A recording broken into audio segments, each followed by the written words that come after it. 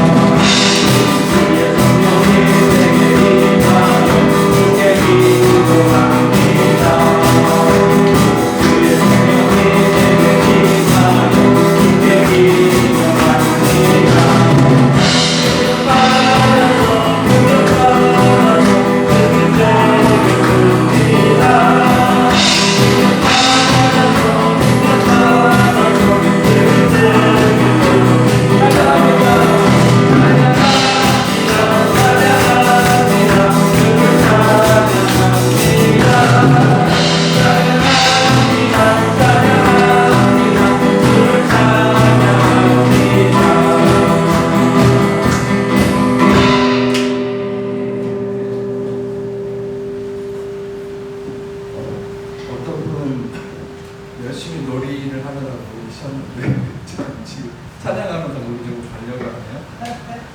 아시죠? 어떤 분? 다음은 준하의 모든 것 드리겠습니다.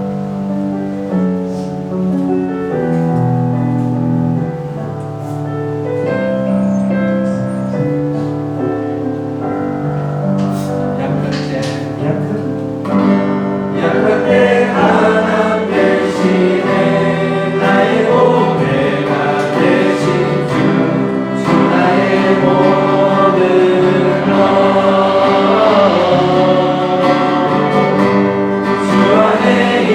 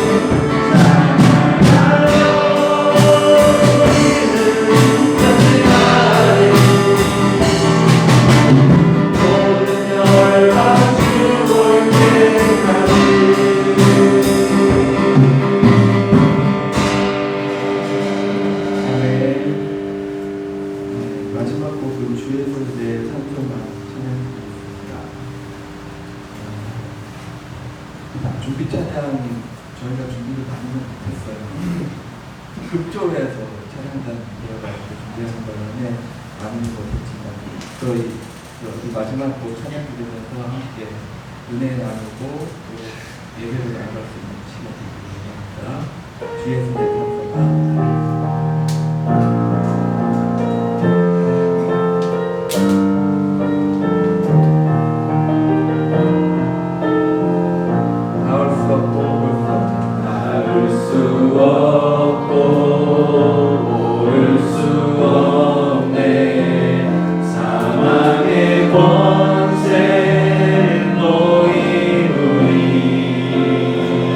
절망 가운데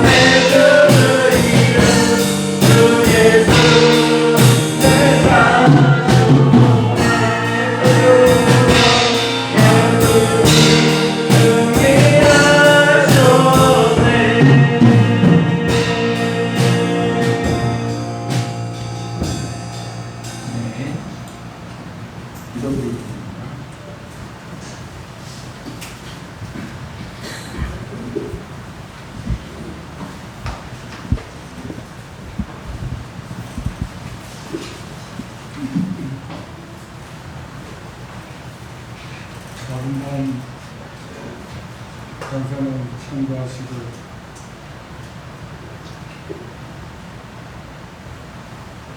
자연을 신뢰하시는 하나님 아버지, 온기가 맑고 아름다운 산천, 바다가 저어주신 강화도를 주시고 주님의 은혜 안에서 하루의 지체된 모든 몸과 마음을 하나님 아버지를 품하는 것들이 자연 속에서 깊은 천중들이 생기를 내어주시며 영원별의 활기찬 믿음으로 채워주신 은혜에 감사드립니다.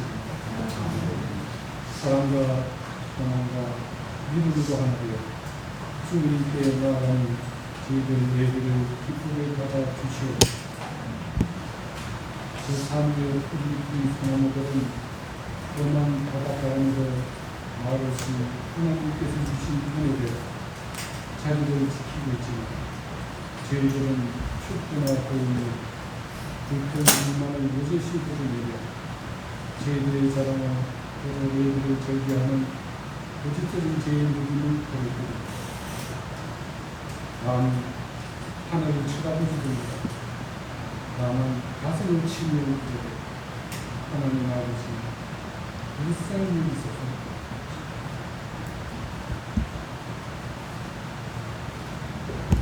나는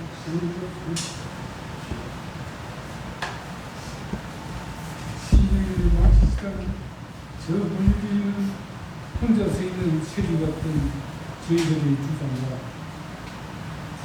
우리들의 접근을 용서하시사 이 시간 저희들의 신령 해주시면 성령의 역사로 세상을 회복나게 하여 주옵소서.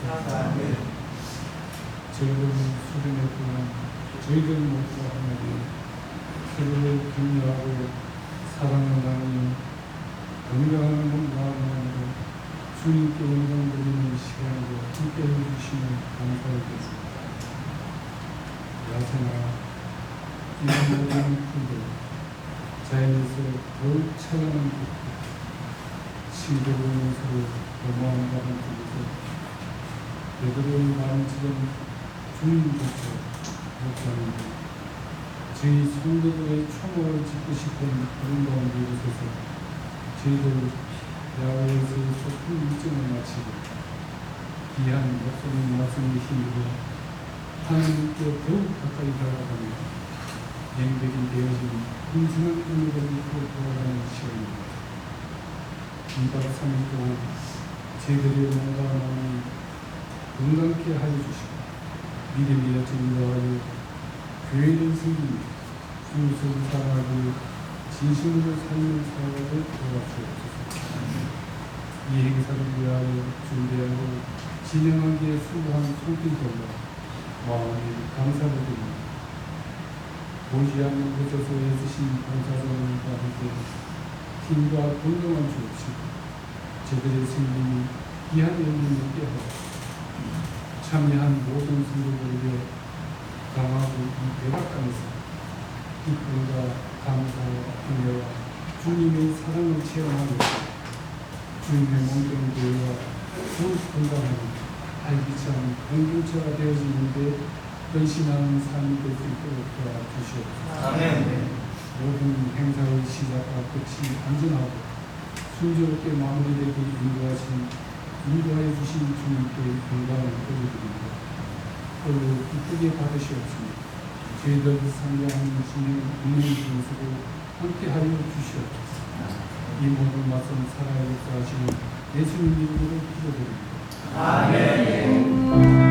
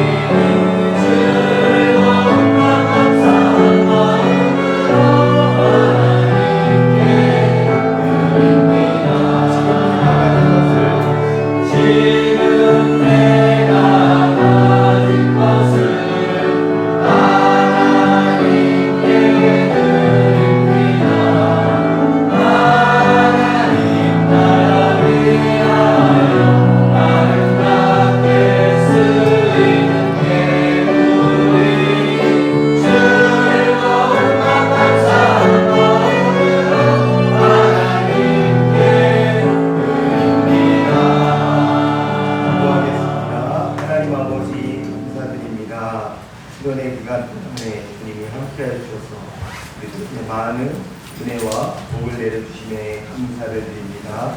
우리가 받은 은혜를 생각하면서 주님 앞에 귀한 예물을 드립니다. 마음을 담아 정성을 담아 힘으로 드린 이 예물을 주님께서 기쁘게 받아 주시옵소서. 사랑하는 한국교회 성도들 모두가 예수 안에서 더 강건한 삶을 되기를 소원하오니 성령께서 성도들 모두들의 삶을 인도하여 주시옵소서. 이 예배를 통해서 온전히 주님께 영광 돌리기를 소원하오며 예수 그리스도의 이름으로 기도드립니다.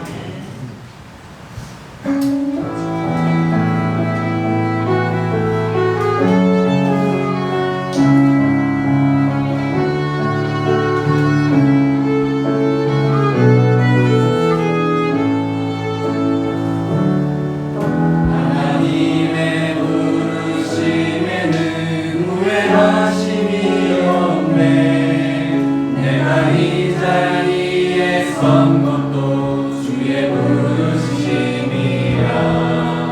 하나님의 부르심에는 결코 실수가 없네.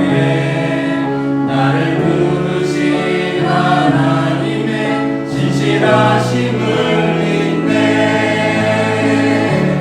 날 부르신 뜻 내 생각보다 크고 날 향한 계획 나의 지혜로 증명 못한 가장 좋은 길로 가장 완전한 길로 오늘도 날 이끄심이네.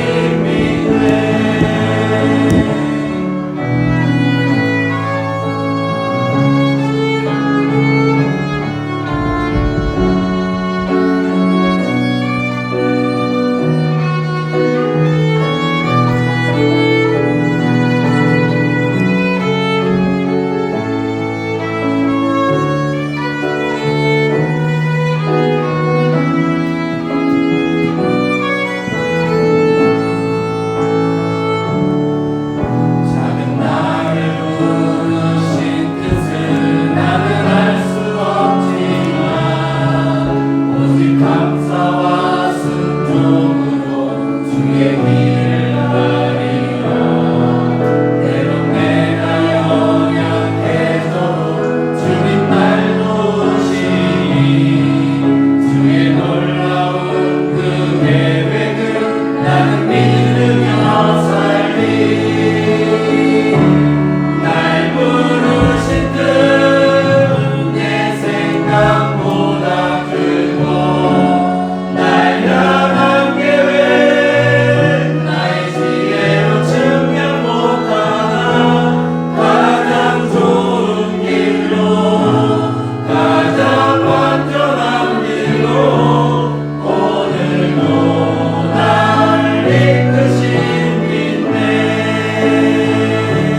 날 부르신 뜻 내 생각보다 크고 날 향한 계획 나의 지혜로 증명 못하나 가장 좋은 길로 가장 완전한 길로 오늘도 날 이끄심이네. 오늘도 날 이끄심이네.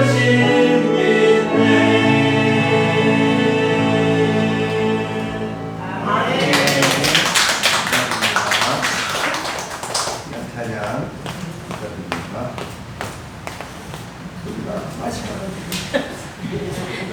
죄송합니다. 우리 하나님 말씀 했는데요. 고린도전서 3장 1절에서부터 9절까지 말씀을 상태가 좋으면 제가 말씀을 다 같이 합독하도록 좀 길지만 고린도전서 3장 1절에서부터 9절입니다. 신약성경 265면 그러고요. 강의안에 보면 핸드북에 보면 11페이지 나옵니다. 11페이지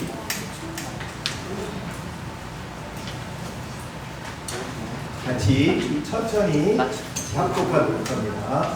같이 읽겠습니다. 시작. 형제들아, 내가 신령한 자들을 너희에게 말할 수 없어서 주신에 속한 자, 곧 그리스도 안에서 어린아이들을 대함과 같이 자라. 내가 너희를 젖으로 먹이고 밥으로 아니하였노니 이는 너희가 감당하지 못하였음이거니와 지금도 못하리라. 너희는 아직도 육신에 속한 자라. 너희 가운데 시기와 분쟁이 있으니 어찌 육신에 속하여 사람을 따라 행함이 아니요. 어떤 이는 말하되 나는 바울에게 하고 다른 이는 나를 아볼로에게 하니 너희가 주의 사람이 아니요. 그런즉 아볼로는 무엇이며 바울은 무엇이냐? 그들은 주께서 각각 주신 대로 너희로 하여금 믿게 한 사역자들이니라. 나는 심었고 바울은 물을 주었으되 오직 하나님께서 자라나게 하시나니 그런즉 심는 이나 물 주는 이는 아무것도 안 되되 오직 자라게 하시는 이는 하나님뿐이니라. 심는 이와 물 주는 이는 한 가지이나 각각 자기가 일한 대로 자기의 상을 받으리라. 우리는 하나님의 동역자이요 너희는 하나님의 밭이요 하나님의 집이라. 아멘. 이 시간에는 오지원 목사님께서 이렇게 귀한 말씀, 내 말씀 전해주시고 오늘 기대가 됩니다. 귀한 말씀 전해주시고 많은 은혜 받으시기를 바랍니다. 아멘.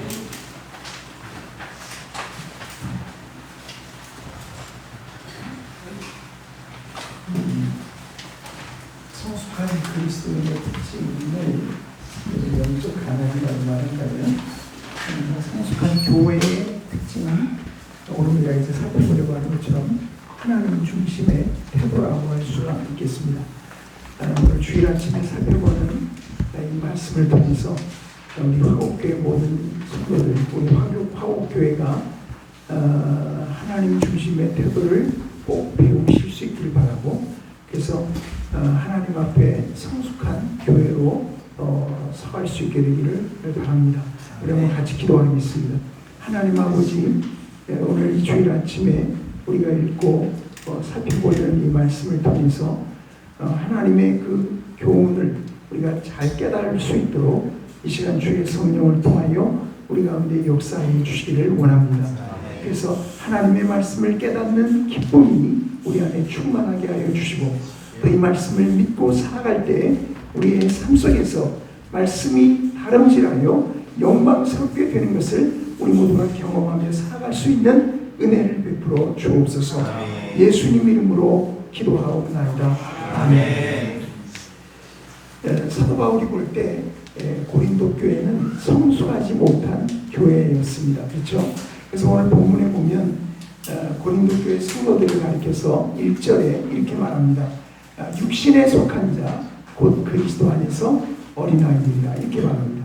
그러니까 어린아이들이라는 말은 믿기는 믿는데 성숙하지 못했다는 얘기죠. 그래서 2절에 보면 내가 너희를 젖으로 먹이고 밥으로 아니하였도다라고 말하고 있는 것입니다. 그러니까 고린도 교회 성도들은 사도 바울이 볼 때 밥을 먹을 수 없는, 아직 젖을 먹어야 하는 그런 신앙적으로 성숙하지 못한 그런 교회였다라는 말입니다.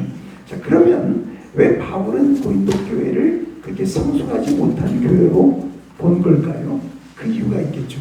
그 이유는 그 교회 안에 시기와 분쟁이 있었기 때문입니다. 3절에 보면 이렇게 말합니다. 너희는 아직도 육신에 속한 자로다. 너희 가운데 시기와 분쟁이 있으니, 이랬습니다. 그러니까 다른 것 본 건 아니고 고린도 교회 안에 시기와 분쟁이 있는 것을 볼 때 사도 바울은 이 교회가 성숙하지 못했구나. 이 교회는 아직 그리스도 안에서 어린아이들이구나. 이들은 밥을 먹을 수 없는 전복이구나 라고 바울이 생각했다라는 말입니다. 그런 것입니다. 여러분, 우리도 마찬가지입니다. 교회 생활을 할 때 사실 교회가 얼마나 크냐, 교회 건물이 어떠냐, 얼마나 많은 사람들이 모이냐, 헌금이 얼마나, 이런 게 중요한 게 아니고 아무리 교회가 크더라도 그 교회 안에 시기와 분쟁이 있다면 그 교회는 성숙하지 못한 교회입니다. 아무리 작은 교회라고 하더라도 그 교회가 화목한 교회라면 그 교회는 성숙한 교회라고 할 수 있다라는 말입니다. 그리고 화목교회가 화목한 교회 되시기를 바랍니다.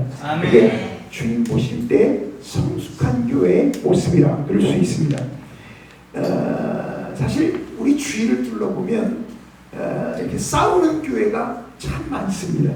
제가 이렇게 보면 교회마다 다투고 싸우는 교회들이 생각보다 많습니다. 다 성숙하지 못해서 그런 것입니다. 성숙한 교회가 되면 그 교회는 화목한 교회가 될 수 있습니다. 그런데 사도 바울은 이렇게 고린도 교회가 성숙하지 못했고 그것은 그들이 시기와 분쟁이 있어서라고 말을 하는데 사도 바울은 이 말을 하면서 이 문제의 본질이 무엇인가를 오늘 본문 3절과 4절에 이렇게 밝힙니다. 뭐라 그랬냐면 어찌 육신에 속하여 사람을 따라 행함이 아니리요 어떤 이는 말하되 나는 바울에게라 하고 다른 이는 나는 아볼로에게라 하니 너희가 육의 사람이 아니리요 그렇게 말하는 것입니다. 여러분 1장 13절 14절에 가보면 거기 이런 말씀이 나옵니다. 11절 12절입니다. 내 형제들아 글로의 지편으로 너희에 대한 말이 내게 들리니 곧 너희 가운데 분쟁이 있다는 것이라. 내가 이것을 말하거니와 너희가 각각 이르되 나는 바울에게 나는 아볼로에게 나는 게바에게 나는 그리스도에게 속한 자라 한다는 것이니 그랬습니다. 그러니까 고린도 교회에는 시기와 분쟁이 있었단 말이에요. 이게 파당을 지었다는 얘기죠. 어떤 사람은 나는 아볼로파다, 나는 바울파다, 나는 게바파다, 나는 그리스도파다 이렇게 그 교회 안에 파가 지어졌다라는 말입니다. 사도 바울은 그것을 보면서 그 문제의 본질이 무엇이냐 하면 그것은 너희들이 사람 중심의 태도를 갖고 있기 때문이다. 여러분 여기 2번이나 그러지 않습니까? 어찌 육신에 속하여 사람을 따라 행하지 아니요 너희가 육의 사람이 아니리요. 그러니까 너희는 사람 중심의 태도를 갖고 있는 것 그것이 문제의 본질이다 이런 말입니다.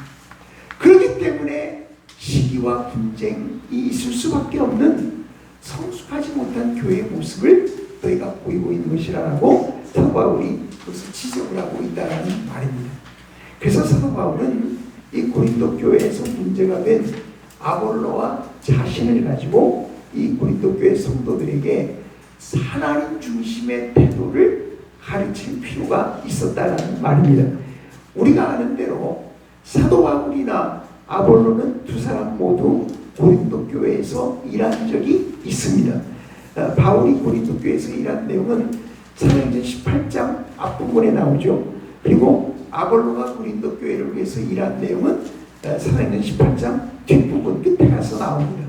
어찌됐든 이 두 사람은 다 고린도 교회를 위해서 일했던 겁니다. 그것을 오늘 본문 6절에서는 이렇게 쓴 것입니다. 나는 심었고 아볼로는 물을 주었다. 그러니까 고린도 교회를 위해서 말이죠. 바울은 심는 역할을 했다면 아볼로는 물을 주는 역할을 했다라고 여기 쓰고 있는 것입니다. 그러면서 그는 자신과 아볼로가 고린도 교회를 위해서 일하는 것을 가르쳐서 여기 하나님 중심으로 이제 말을 합니다. 그것이 9절이에요. 뭐라 했냐면 우리는 하나님의 동역자들이요 너희는 하나님의 밭이요 하나님의 집이니라. 그러니까 앞에서는 사람들이 있는데 여기서는 하나님들. 그러니까 너희들은 사람 중심의 태도를 갖고 있지만 나는 이제 너희들에게 하나님 중심의 태도를 가르치겠다라고 말하고 있는 것입니다. 여러분 교회의 모든 일은 사람의 일이 아니고 하나님의 일입니다. 그게 주차봉사가 되든지 그게 성가대가 되든지 교사가 되든지 식당 봉사가 되든지 모든 일은 다 그것은 다 하나님의 일입니다. 이 일을 맡은 사람들은 하나님의 동역자들입니다. 하나님과 함께 일하는 사람들 이런 말이죠. 그리고 그 일의 대상이 되는 교회 모든 교인들은 하나님의 바치고 하나님의 집이 됩니다. 따라서 교회 일을 할 때 중요한 것은 사람의 재능이나 경험이나 조직력이나 리더십이나 이런 게 아니에요.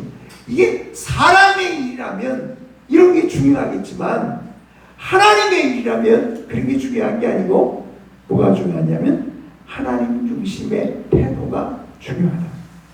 고린도 교회는 이런 하나님 중심의 태도가 없었던 겁니다.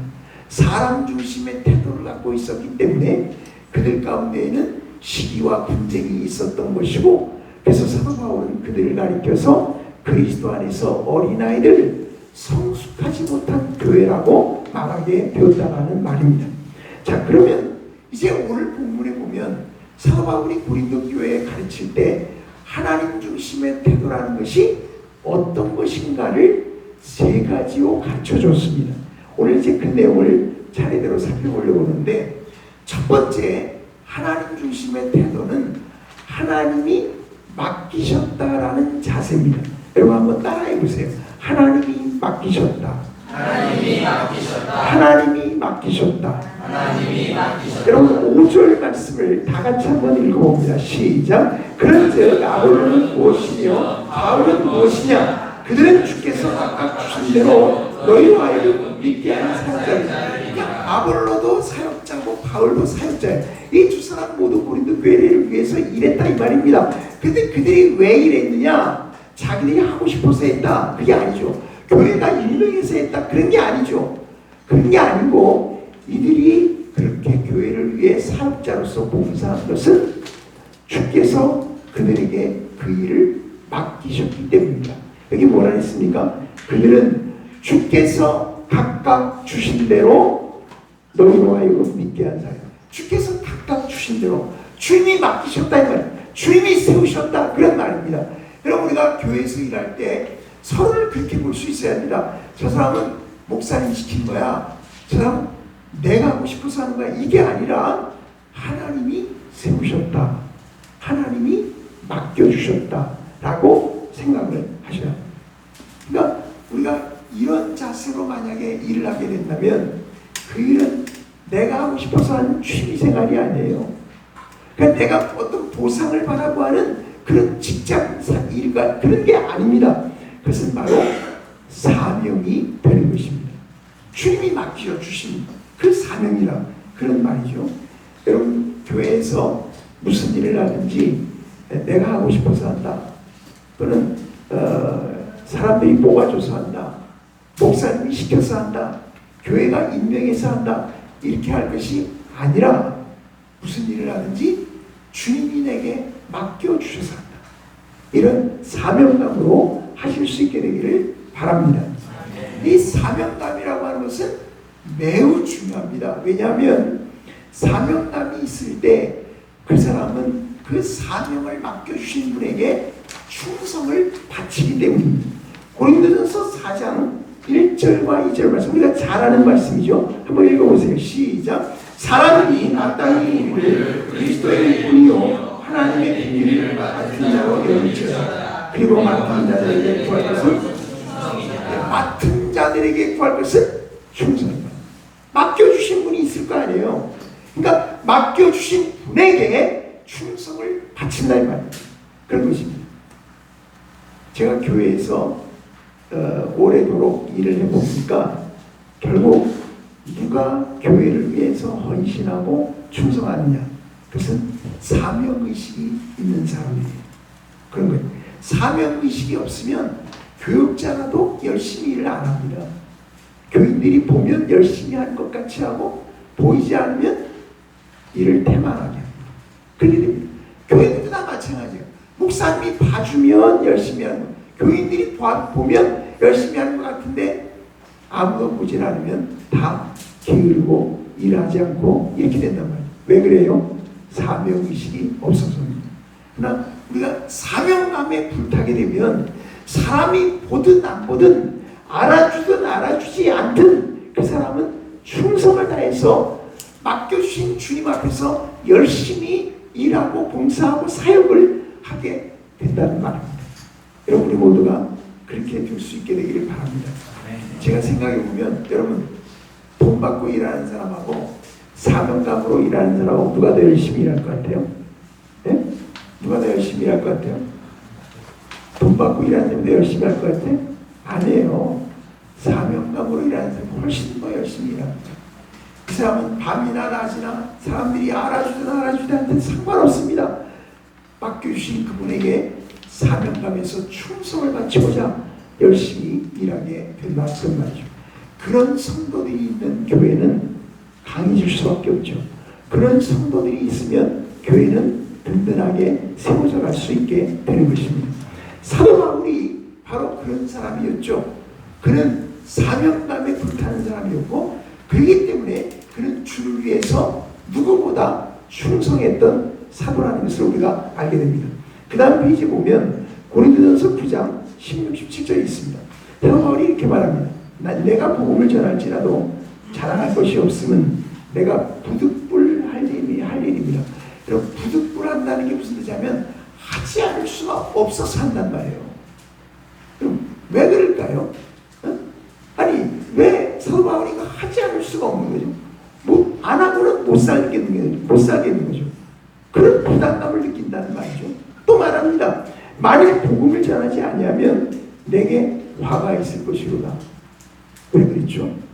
아니, 바울이 복음 안 전한다고 누가 협박했나요? 그게 아니잖아요. 그 이유는 이런 것입니다.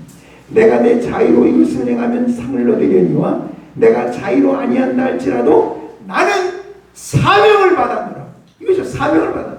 사명감 때문에 사도 바울은 하지 않을 수가 없는 거예요. 사명감 때문에 바울의 마음은 늘 거기에 매여 있는 거예요. 이게 사명감. 그러니까 사명감에 불타는 사람은 하나님께 충성하게 됩니다. 그렇게 됩니다. 로마서 1장 5절에 보면 사도 바울이 이렇게 말합니다. 그로 말미암아 우리가 은혜와 사도의 직분을 받았다. 이 사도의 사명을 받은 걸 얘기하는 거잖아요. 근데 조금 더 가면 1장 14절에 이렇게 말하지 않습니까? 헬라인이나 야만이나 지혜 있는 자나 어리석은 자에게 다 내가 빚진 자라. 다 내가 빚. 여러분, 빚진 자는 어떻습니까? 빚 적으셨습니다. 네. 저는요, 제가 개인적으로 빚진 적은 없지만 저희가 예배당을 짓느라고, 땅 사고 예배당 짓느라고 빚을 져갔어요. 빚을 져갔어요. 제가 땅을 사고 예배당을 짓는데 돈이 어마어마하게 들어가죠. 그걸 다 은행에서 빚을 졌단 말이죠. 제가요, 빚을 지고 나니까 어떠냐면 진짜 이 어깨가 이렇게 눌리는 것 같아요. 어깨가 눌리는 거예요. 눈을 감고 기도를 해도 기도가 안 나오고 돈 생각만 나요. 그냥 잠자리에 누워도 돈 생각만 하고 이 돈 어떡하나, 이걸 어떻게 메우나, 이런 생각만 나지. 제가 그때 빚 지고 살면 안 되겠다 그런 생각을 했어요. 여러분, 빚을 지면 늘 마음이 눌리지 않습니까? 빚을 지면 자나깨나 거기에 마음이 매여 있지 않습니까? 부담감에 그렇게 살아갈 수밖에 없지 않습니까? 지금 그런다 이 말이죠. 바울이 왜 그러냐 이거죠. 왜 그러냐 이거죠. 그것은 바울이 주님으로부터 사도라고 하는 사명을 받았기 때문에 그 사명감이 바울의 마음속에 이런 짐을 지게 하는 거예요. 그러니 안 할 수가 없고 열심히 하지 않을 수 없고 모든 걸 다 바쳐서 충성하지 않을 수가 없다라는 말입니다. 그런 것입니다. 여러분, 우리도 이렇게 되기를 축원합니다. 여러분, 이상하지 않습니까? 똑같은 그리스도인들인데 왜 어떤 사람은 자신의 일생을 그렇게 바쳐서 그런 손해를 감수하면서 자기를 희생해 가면서 시간과 물질을 들여가면서 주님을 위해 헌신하는 걸까요? 왜 그래요? 그게 사람이 알아준다고 하는 겁니까? 그게 아닙니다. 그것은 그의 마음속에는 주님이 나를 이 일로 부르셨다고 하는 그 사명감이 있기 때문에 그는 그렇게 헌신하고 살아가는 거예요. 근데 사명감이 없으면 그런 헌신을 바칠 수가 없죠. 시간도 아깝고 돈도 아깝고 손해 볼 수 없죠. 주님을 위해서 희생을 어떻게 합니까? 그런 거 할 수가 없죠. 그런 사람들이 있지 않습니까? 그것은 사명감이 없었어요. 그러나 사명감이 있게 되면 그 사람은 자기의 시간과 물질과 자기의 모든 걸 바쳐 주를 위해 충성할 수 있게 되는 것입니다. 여러분 모두가 그런 성도들 되시기를 축원합니다. 우리가 왜 이렇게 충성하지 못할까? 저도 교회에서 이렇게 보면 이 집사님이 되고 권사님이 되고 또 장로님이 되고 그러는데도 어떤 분들은 아주 충성을 잘하는데 어떤 분들은 헌신을 안 해요. 그런 분들이 계시잖아요. 왜 그럴까? 왜 그럴까? 이유는 다른 게 아니죠. 그 마음속에 주님께서 자기에게 그 직분을 맡기셨다고 하는 사명의식이 없기 때문에 그래요. 사명의식. 이 사명감을 갖고 살아가는 성도는 참으로 복된 성도입니다. 복된 성도. 사명감을 가지고 사역하는 사역자들은 복된 사역자들이죠. 왜냐하면 하나님은 그들을 통해 하나님의 뜻을 이루시기 때문입니다. 자, 하나님 중심의 태도라고 하는 것은 어떤 것이냐? 주께서 맡기셨다, 하나님이 맡기셨다고 하는 이런 사명감에 부르다는 것입니다. 그게 첫 번째. 아시겠죠? 여러분이 교회에서 일할 때 교회가 임명해서 한다. 목사님이 시켜서 한다. 내가 좋아서 한다. 이렇게 하지 말고 주님이 내게 맡겨주셔서 한다. 이게 내 사명이어서 한다. 라는 자세로 교회의 모든 일들을 감당할 수 있게 되기를 바랍니다. 두 번째, 사도 바울이 고린도 교회가 갖기를 원하는 하나님 중심의 태도는 뭐냐면 하나님이 이루신다라는 것입니다. 한번 따라해 보세요. 하나님이 이루신다. 하나님이 이루신다. 하나님이 이루신다. 하나님이 이루신다. 내가 이루는 게 아니고 하나님이 이룬다 이런 말이죠. 6절과 7절을 다 함께 읽어봅니다. 시작. 나는 심었고 아버지는 물을 주었으니 오직 하나님께서 자라나게 하셨나니 그런즉 심는이나 물질는 아무것도 아니오되 오직 자라게 하시는 이는 하나님뿐입니다. 여기 보면 사도 바울이 같은 말을 여기도 두 번을 또 반복을 하죠. 여기 뭐라냐면 오직 하나님께서 자라나게 하셨나니 그리고 또 말합니다. 오직 자라게 하시는 이는 하나님뿐입니다. 여러분 같은 말을 두 번 반복하면 무슨 뜻이에요? 중요하다는 뜻이에요. 그죠? 바울은 이거를 강조하고 싶은 겁니다. 나도 일하고 아볼로도 일하지만 교회를 자라게 하시는 것은 나나 아볼로가 아니고 하나님이시다. 그걸 명심해야 돼요. 일을 이루시는 분은 하나님이시지 우리가 아니다 라는 것을 바울은 여기서 강조하려고 하는 것입니다. 그런 것입니다. 여러분 우리가 하나님의 일을 한다고 할 때 그 하나님의 일은 내 재간이 좋아서 내 지식이 많아서 내가 말을 잘해서 내가 능력이 좋아서 그래서 이루어지는 게 아닙니다. 그런 게 아닙니다. 하나님의 일은 하나님이 이루십니다. 내가 부족해도 내가 좀 모자라도 하나님은 그분의 일을 이루십니다. 그럴 수 있습니다. 그러니까 하나님이 이루신다는 믿음을 갖고 일하는 사람이라면 그 사람이 좀 부족해도 하나님은 그 사람을 통해 하나님의 일을 이루고 가십니다. 놀라운 일이죠. 놀라운 일이죠. 14쪽에 보면 고린도전서 2장 4절과 5절 바울이 이렇게 말하지 않습니까? 바울이 고린도에 가서 복음을 전할 때 어떻게 전했는가를 보여주는 말씀인데요. 내 말과 내 전도함이 설득력 있는 지혜의 말로 하지 아니하고, 그러니까 설득력 있는 지혜의 말, 이 사람의 말재간이죠. 이걸 의지하지 않았다 이 말입니다. 다만 성령의 나타나심과 능력으로 하여 너희 믿음이 사람의 지혜에 있지 아니하고 다만 하나님의 능력에 있게 하려 하였노라. 그러니까 바울이 복음을 전할 때 자기의 언변이나 자기의 지혜를 의지한 게 아니라 하나님의 능력을 의지했고 성령의 능력을 의지했다는 말입니다. 그러니까 우리도 그렇게 해야 합니다. 왜 그래요? 일은 내가 이루는 게 아니고 하나님이 이루신 것이기 때문에 그렇습니다.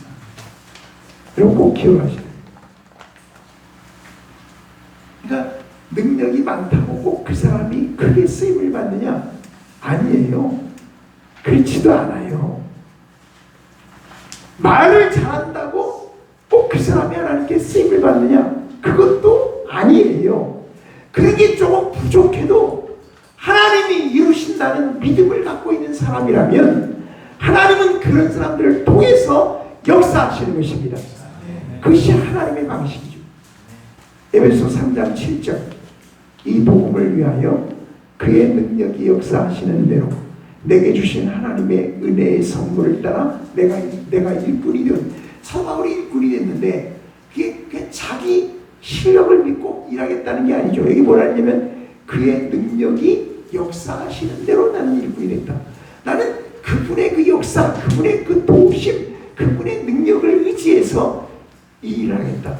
일을 이루시는 분은 하나님이시라는 것을 나는 잊지 않고 이 일꾼으로서의 본분을 다하겠다라고 바울은 이렇게 말하는 것입니다.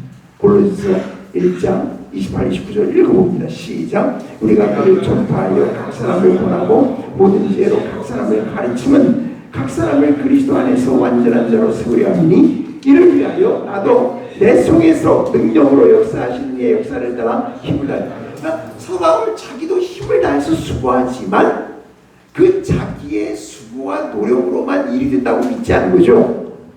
내 속에서 능력으로 역사하시는 이의 역사를 따라 자기는 그 하나님의 역사를 의지함으로 최선을 다할 뿐이다 라고 말하고 있는 것입니다. 우리도 그렇게 할 수 있어야 합니다.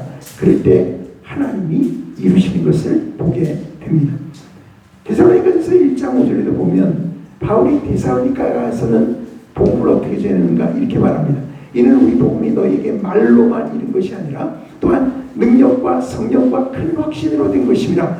우리가 너희 가운데서 너희를 위하여 어떤 사람이 된 것은 너희가 아는 바. 그러니까 바울이 데살로니가에 가서 어떤 사람이었냐? 능력과 성령과 큰 확신의 사람으로 복음을 전했다는 거죠. 왜요? 그는 자기의 실력과 자기의 언변과 능력을 믿는 것이 아니고 이를 이루시는 하나님의 능력과 하나님의 지혜를 의지해서 그 일을 했다는 말입니다. 고린도전서 15장 10절에도 그러나 내가 나된 것은 하나님의 은혜로 된 것이니 내게 주신 그의 은혜가 헛되지 아니하여 내가 모든 사람보다 더 많이 수고하였으나 내가 한 것이 아니요 오직 나와 함께 하신 하나님의. 그러니까 내가 모든 사람보다 더 많이 수고했다. 그러니까 바울이 얼마나 수고를 많이 했다는 얘기예요. 그죠? 누구보다 수고를 많이 했는데 그게 내가 잘나서 그렇게 한 게 아니다. 내 힘으로 그렇게 한 게 아니다. 그것은 내 안에 계시는 이 하나님의 은혜로 가능한 일이었다라고 바울이 말하고 있는 것입니다.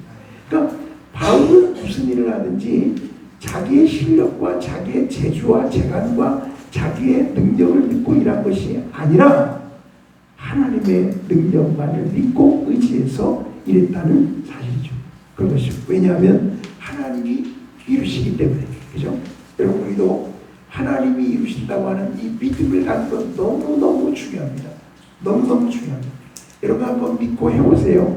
내가 부족한 것 같은데 하나님은 부족한 나를 통해 하나님의 일을 이루어 가십니다. 그런 걸 우리가 보게 된다. 그러면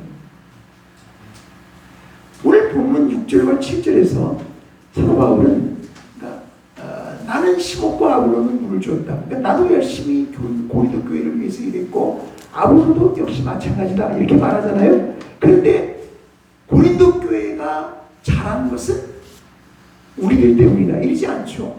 누구 때문이라고요? 하나님 때문입니다. 하나님이 잘하게 하셨다고 그걸 강조해서 말하고 있는 것입니다. 그런 것입니다. 여러분 그 빈센트 반 고흐라는 화가를 아시죠? 그죠? 이 고흐가 그린 그림 중에 이게 1888년도에 완성된 그림인데 씨 뿌리는 사람 그런 제목의 그림이 있어요. 씨 뿌리는 사람 그림. 여러분 그 그림을 이렇게 보시면 어떻게 되냐면 어떤 사람이 밭에 나가서 이렇게 씨를 뿌립니다. 그걸 그린 거죠. 근데 씨 뿌리는 사람이 그 화폭의 중앙에 있지 않고 한쪽으로 치우쳐 있어요. 그리고 그 사람은 작게 그려져 있어요. 그럼 중앙에 뭐가 있냐? 중앙에는 이글이글 타오르는 태양이 있고 그 태양 광선에 물든 노랗게 물든 하늘이 있어요. 그게 중앙에 있어요. 물론 여기서 이 태양과 그 하늘은 뭘 가리킬까요? 하나님을 상징하죠. 고은은 그 그림을 통해서 뭘 표현하고 싶었냐면 사람이 나가서 씨를 뿌리지만 그것이 자라서 열매를 맺는 것은 그 씨 뿌리는 사람 때문이 아니라 그 태양으로 묘사된 하나님 때문이라는 것을 거기서 말하고 싶었던 겁니다. 왜냐하면 마가복음 4장 26절, 27절, 28절에 보면 예수님이 이런 비유를 말씀하셨기 때문입니다. 하나님의 나라는 사람이 씨를 땅에 뿌림과 같으니 그가 밤낮 자고 깨고 하는 중에 씨가 나서 자라되 어떻게 그리 되는지를 알지 못하느니라. 그리 되어 있습니다. 여러분 여기 뭐 어떻게 그리 되는지 알지 못한다. 그걸 알 수가 없다 이 말이에요. 누가 그걸 자라게 해서 열매 맺게 하는지를 알 수가 없다. 그 뿌리는 사람도 아니고 누가 이렇게 한 걸까 이 말이죠. 그러면서 뭐라 했냐면 땅이 스스로 열매를 맺는다 이렇게 썼어요. 땅이 스스로 신비롭잖아요, 그죠? 아니 사람은 밤낮 자고 깨고 하는 중에 씨가 나서 자라는 어떻게 그렇게 되는지를 모른다 이 말이죠. 사람이 자라게 하는 것이 아니라 하나님이 그렇게 하신 것입니다. 고은은 그 사실을 그림으로 표현하고 싶었던 거예요. 그 씨 뿌린 사람의 그림입니다. 그러니까 우리가 교회를 세워갈 때 말이죠. 여러분 모두가 꼭 기억하셔야 될 것은 교회를 잘하게 하시는 분은 누구다? 하나님이에요. 교회를 잘하게 하는 것은 목사도 아니고 장로님들도 아니에요. 교인들이 아니에요. 교회를 잘하게 하는 것은 하나님이세요. 그거를 믿으셔야 합니다. 그래야 하나님이 그 교회를 잘하게 하십니다. 미국의 LA에 가면 그 LA 근처에 선밸리라는 지역이 있어요. 거기 가보면 그레이스 커뮤니티라는 큰 교회가 있습니다. 제가 1999년 정도에 그 교회를 찾아가 본 적이 있거든요. 정말 기가 찬 정도로 교회가 큽니다. 기가 찬 정도로 이렇게 들어가는 주차장부터 시작해서 어마어마하게 교회가 큽니다. 제가 그때 당시에 교회를 안내해주던 그 미국 청년한테 물어봤어요. 여기 실제로 지금 교인 몇 명 나오냐 그랬더니 그때 그 청년이 8,000명이라고 그랬어요. 어른들이 8,000명 예배를 드린다 매주. 그 예배당이요 3,000석에 3,000석. 물론 보조자 놓고는 한 4,000명 이렇게 들어갑니다. 체육관만한 큰 그런 데죠. 거기서 예배를 드리는 교회입니다. 그런 교회입니다. 그 목사님이 아마 작년에 돌아가셨거든요. 돌아가셨습니다. 근데 그 존 메가더 목사가 한 말 중에 이런 대목이 있어서 제가 여러분에게 소개하는 것입니다. 여러분 한번 보세요. 14쪽 아래 보면 나는 우리 교회의 수적 영적 성장은 주권자 하나님의 뜻에 의한 것이라고 말하지 않을 수 없다. 그러니까 교회의 수적 영적인 성장은 이게 사람에게 달린 게 아니고 하나님의 뜻에 달린 거예요. 이렇게 말하기 시작합니다. 그것을 설명할 수 있는 마케팅 기법이나 현대적 방법은 없다. 우리는 그런 기술에 의존하지 않을 것이다. 우리는 인간의 공식과 프로그램과 고안으로 이루어진 성장을 원하지 않는다. 그래서 이렇게 말합니다. 우리는 적극적인 성경적 사역에 초점을 두고 여러분 이 말을 잘 보세요. 주님의 교회에 수를 더하는 일을 누구에게 맡긴다? 주님께 맡긴다. 그러니까 교회가 성장하는 건 그 주님이 하시는 일이다. 주님께 맡기는 것으로 만족한다. 우리가 할 일은 주님이 우리가 하도록 계획하신 것을 충실히 하는 것이다. 다시 우리는 전능하고 주권적인 하나님의 원리로 돌아간다. 우리는 교회를 세우는 일이 하나님의 일임을 잊지 말아야 한다. 하나님의 일이라고 했어요. 근데 우리가 이걸 자꾸 인간의 일로 바꾸려고 그러잖아요. 하나님의 일이야. 하나님의 일. 우리가 할 일은 온 천하에 다니며 만민에게 복음을 전파하는 것이다. 일단 우리 자신을 교회의 설계자와 건축자로 생각하기 시작하면 하나님의 정당한 역할을 빼앗고, 그러니까 교회의 설계자와 건축자는 누구라는 거예요? 하나님이라는 얘기예요. 이건 하나님의 역할이에요. 그걸 사람이 뺐으면 안 되나요? 성공과 수와 규모와 다른 인위적 기준으로 우리의 목표를 다시 정한다. 단지 그런 철학을 기초로 세워진 교회는 잠시 번영하는 듯하나 결국 영적 실패를 당한다. 그러니까 교회는 하나님이 잘하게 하시는 것이라는 것을 믿고 그 하나님이 이루실 거라는 것을 믿고 믿음으로 우리에게 하나님이 하라고 하신 일들 열심히 모여 예배드리고 봉사하고 전도하고 이런 거 하라는 거예요. 그러다 보면 하나님이 교회를 잘하게 하신다. 그렇게 쓰고 있는 것입니다. 오늘 본문에 사도 바울이 있잖아요. 하나님이 잘하게 하셨다. 잘하게 하시는 이는 다만 하나님뿐이다. 우리가 이 점을 꼭 기억하셔야 합니다. 이루시는 분은 하나님이시라는 사실을 믿고 믿음으로 나아가는 우리 모두가 되어야 할 것입니다. 그 하나님은 지금도 그런 자세로 교회를 섬기는 교회들, 그런 교회들을 하나님은 잘하게 하세요. 잘하게 하세요. 하나님의 일하신 것을 보여주신다는 말입니다. 여러분, 이것이 왜 중요한가 하면 이런 거죠. 우리가 하나님이 이루신다는 믿음으로 해서 일이 이루어지면, 그죠? 그러면 영광은 누가 받아요? 하나님 받으시겠죠. 그죠? 근데 만약 우리 사람이 노력하고 수고해서 성공을 거둔다. 그러면 사람들이 자기들이 공치사를 보겠죠. 여러분 거기 한번 보겠습니다. 베드로전서 4장 11절. 만일 누가 말하려면 하나님의 말씀을 하는 것 같이 하고 누가 봉사하려면 하나님이 공급하시는 힘으로 하는 것 같이 하라. 하나님이 공급하시는 힘으로 하라. 내 힘으로 하는 것처럼 하지 말고 하나님이 힘 주셔서 하는 것처럼 그렇게 하라는 거예요. 그래야 하나님께 영광을 돌릴 테니까. 이는 범사에 예수 그리스도로 말미암아 하나님이 영광을 받으시게 하려 합니다. 그러니까 하나님이 이루신다는 믿음으로 일을 해야 일이 이루어졌을 때 사람들이 서로 공치사하지 않고 하나님께만 영광을 돌리게 된다는 말입니다. 사도행전 21장 19절 20절에 보면 이런 말씀이 나옵니다. 바울이 무난하고 하나님이 자기의 사역으로 말미암아 이방 가운데 사신 일을 낱낱이 말하니 그들이 듣고 하나님께 영광을 돌렸다. 이게 사도 바울이 3차 선교 여행 중에 예루살렘을 마지막으로 방문해서 지금 거기서 하는 말이에요. 하는 건데 바울이 하나님이 자기의 사역으로 말미암아 이방 가운데서 하신 일을 낱낱이 말했다. 누가 했다 했어요? 자기가 했다고 그러지 않았죠.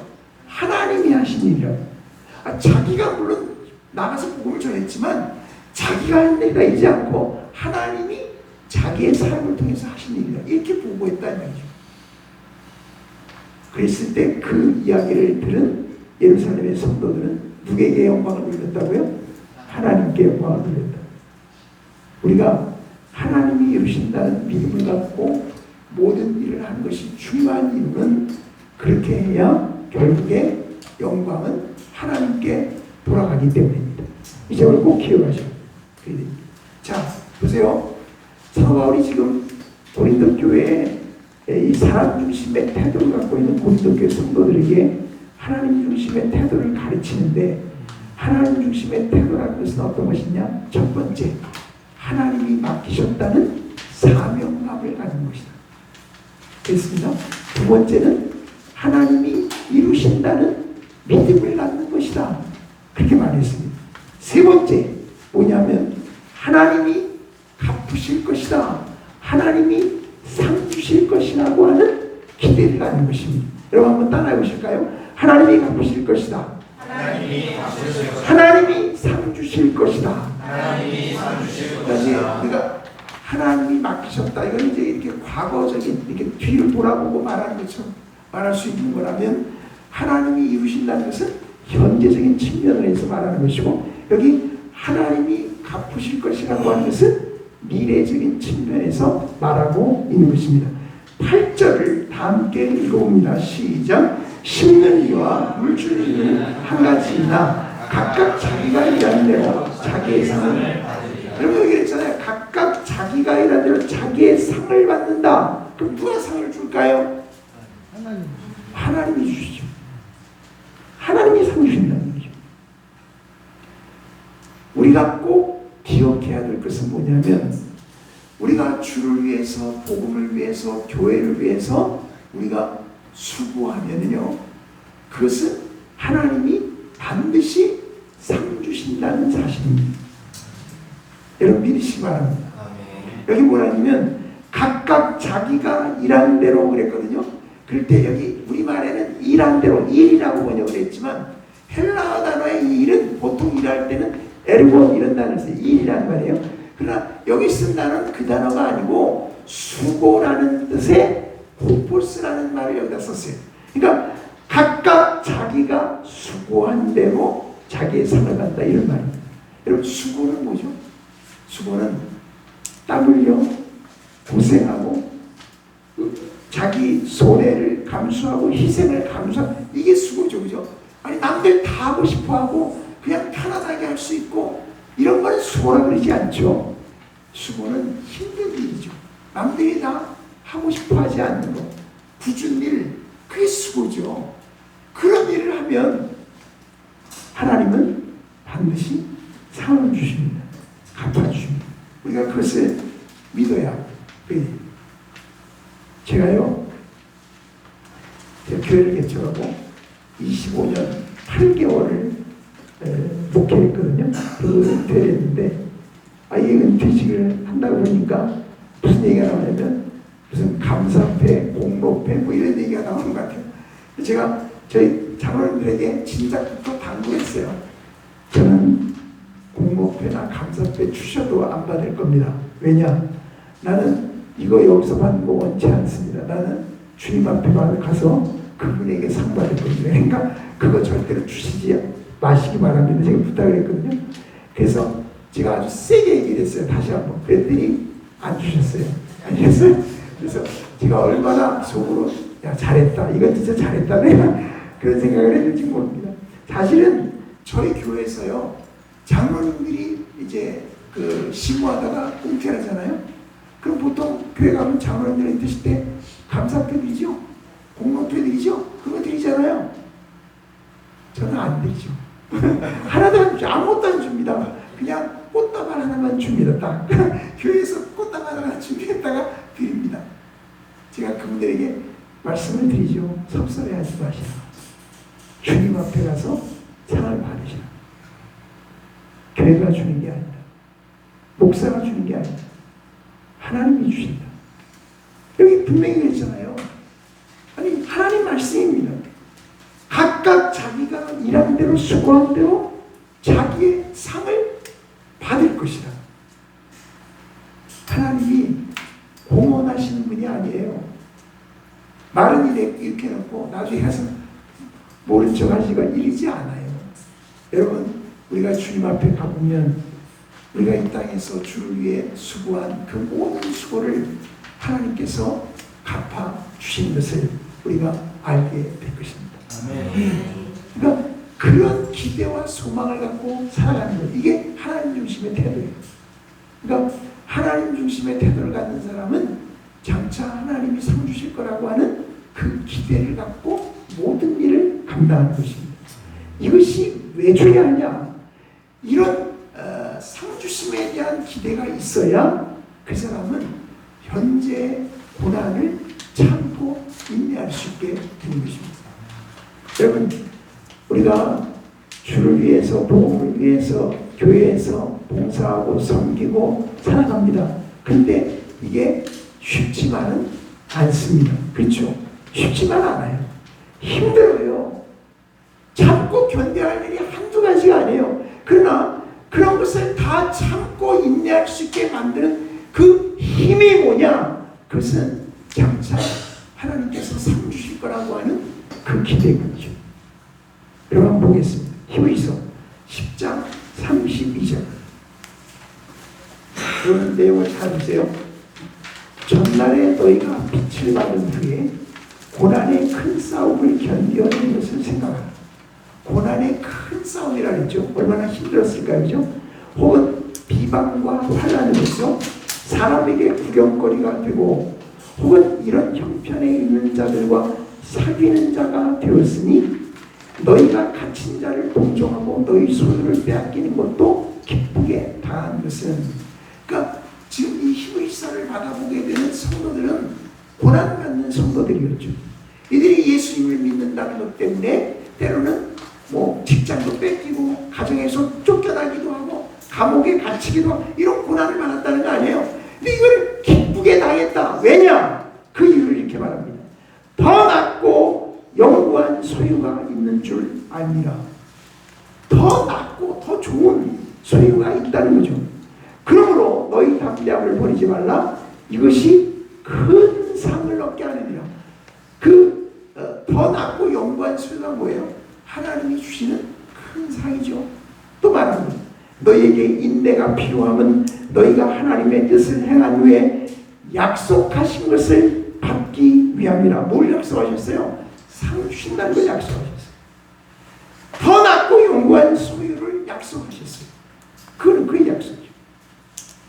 우리가 이 약속을 믿는다면 현재 이 땅에서 교회를 위해서 봉사하고 헌신하고 주를 위해서 섬기고 희생하고 그게 힘들지만 우리는 그날의 소망을 붙들고 인내할 수 있는 것입니다.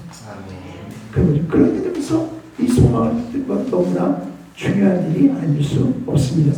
히브리서 11장 24절 26절 읽어보겠습니다. 시작. 믿음으로 모세는 찬송하여 바로의 주의 하나님 칭함받기를 거절하고 도리어 하나님의 백성과 함께 고난받기를 잠시 죄악의 날을 누리는 것보다 더 좋아하고 그리스도를 위하여 받는 수고를 애굽의 모든것보다 더 큰 재물로 여겼으니 이는 상 주심을 바라봅니다.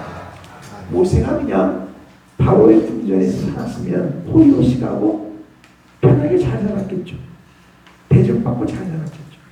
그런데 모세는 그것을 버리고 하나님의 백성 이스라엘 백성들과 함께 고난받는 길을 택했다 이 말이에요.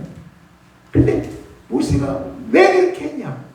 왜 그렇게 편한 걸 다 버리고 좋은 거 다 버리고 안락한 삶 다 버리고 왜 그렇게 고생스러운 삶을 스스로 택했느냐? 그 이유는 그는 하나님이 상 주실 것이라는 것을 바라보았기 때문이다. 여러분 우리도 그렇습니다. 이 하나님이 상 주실 것에 대한 소망이 확실하면 확실할수록 그 사람은 고난을 더 잘 견뎌낼 수 있습니다. 그렇게 됩니다. 아무리 힘들고 어려워도 그걸 다 견뎌냅니다. 우리가요 교회 역사에 나타난 하나님이 귀하게 쓰셨던 분들의 삶을 읽어보면 그분들의 삶은 다 고난의 삶이에요. 예외가 없어요. 그저 안락하게 편안하게 쉽게 예수님 믿고 사는 사람은 사실 하나님께 쓰임받는 사람은 그런 사람이 없어요. 다 너무나 힘들고 고생스럽게 살았어요. 제가 그런 글 읽은 적이 있어요. 여러분 스펄전 목사라고 들어보신 적이 있을까요? 스펄전 목사라고 19세기죠. 19세기 영국에서 하나님께 쓰임받았던 아주 그러니까 당대 세계 최대의 교회입니다. 그 교회가 런던의 그 태버나클 교회라는 교회였는데 그 스펄전 사실 스펄전은 결국 폭풍으로 죽었죠. 일찍 죽었죠. 57세인가 8세인가 이렇게 죽었죠. 그 안에도 말년에는 교회를 나오지 못했어요. 몸을 가누지 못해서 병상에 누워만 있어야 됐어요. 그 얼마나 힘들어요. 그것만이 아니에요. 그 존 파이퍼라고 하는 목사님이 지금 살아있는 미국의 목사님인데 그 존 파이퍼 목사님이 뭐라고 썼는가 하면 자기는 스펄전이 그런 고난을 겪으면서 어떻게 그런 교회를 목회했는지를 이해할 수가 없다. 그렇게 힘들었을 텐데 아니 그런 고난 속에서 어떻게 이 사람이 이런 일을 해낼 수가 있었단 말이냐. 자기는 그걸 이해할 수 없다. 그랬었어요. 근데 스펄전이 그런 고난 속에서 일할 수 있었던 이유가 있겠죠. 우리는 그 답을 알죠. 그도 하나님이 상 주실 거라는 걸 바로 알기 때문에 비록 이 땅에서 삶이 이렇게 고달프고 힘들지만 이 삶의 끝에는 하나님의 상급이 기다리고 있다는 그 기대와 소망을 갖고 그는 그 모든 어려움을 참고 견뎌낼 수 있었다는 말입니다. 여러분 우리도 그럴 거예요. 이 하나님이 상 주실 거라는 소망을 확실히 붙잡는다면 그만큼 우리는 견고하게 힘있게 주의 일을 위해 우리의 삶을 헌신하고 살아갈 수 있게 될 것입니다. 결론입니다.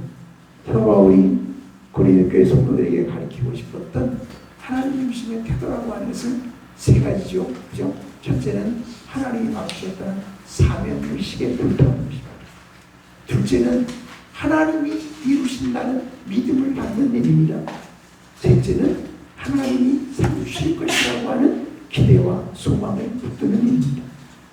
그런 하나님의 의심의 태도를 갖고 우리가 교회를 섬기고 복음과 그리스도를 위해서 일할 수만 있다면 하나님은 지금도 우리들을 통해서 교회를 세워가시고 영혼들을 구원하시고 하나님의 나라를 이 세상 가운데 이루어 가실 것입니다. 기도하겠습니다.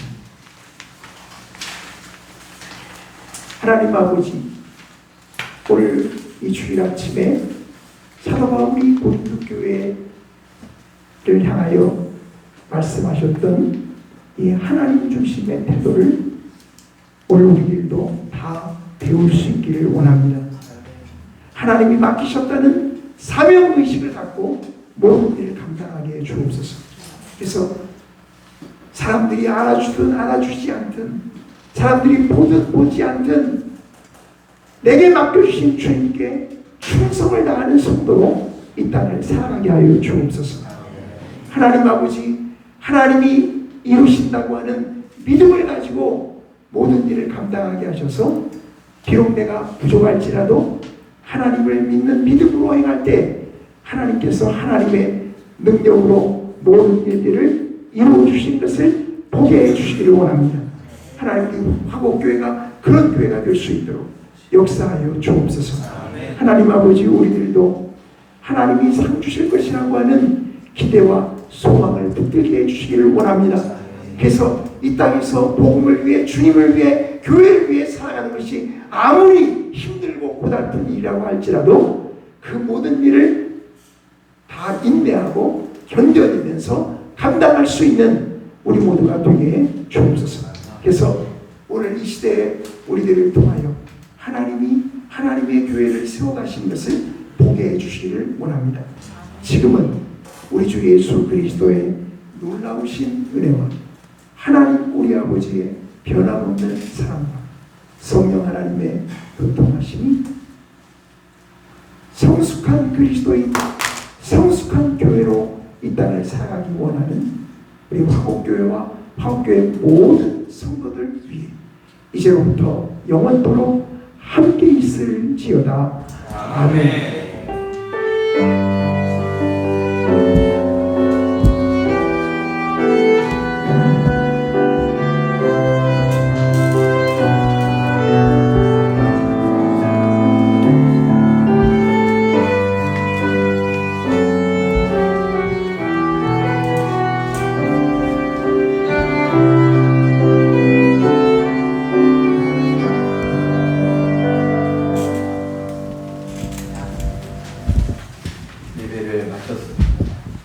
이틀 동안에 또 귀한 말씀, 은혜스러운 말씀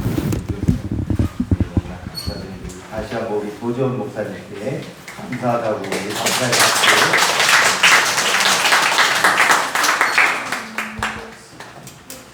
이후에 일정